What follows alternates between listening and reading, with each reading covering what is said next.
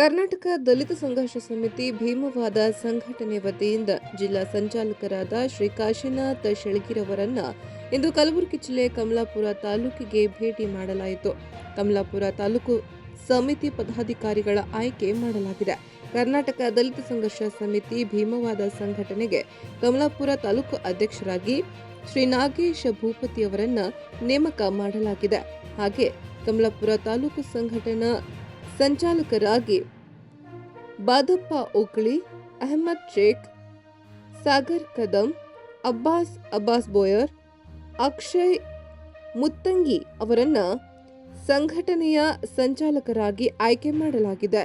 ಈ ಸಂದರ್ಭದಲ್ಲಿ ದಲಿತ ಹಿರಿಯ ಮುಖಂಡರಾದ ಡಾಕ್ಟರ್ ಮಲ್ಲಪ್ಪ ಗೊಬ್ಬರವಾಡಿ, ದಲಿತ ಮುಖಂಡರು ದಿಲೀಪ್ ಚಕ್ರವರ್ತಿ, ಮೊಯಿನ್ ಶೇಖ್, ವಿಶ್ವನಾಥ್ ಮಾಳಿಗೆ, ಮೆಹಬೂಬ್ ನಜೀರ್ ಮುಂತಾದವರು ಉಪಸ್ಥಿತರಿದ್ದರು.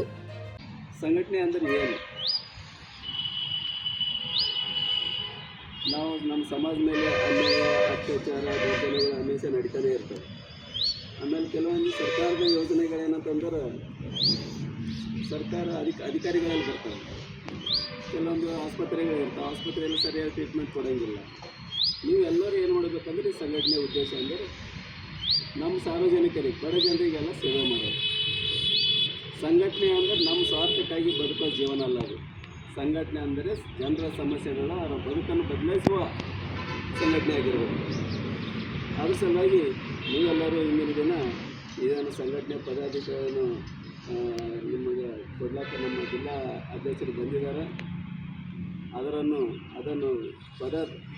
ಪದಗಳನ್ನು ತೆಗೆದುಕೊಂಡು ಒಂದು ಒಳ್ಳೆಯ ಸೇವೆಯಲ್ಲಿ ಎಲ್ಲರೂ ಮಾಡಿರೆಂದು ನಾ ಹೇಳುತ್ತಾ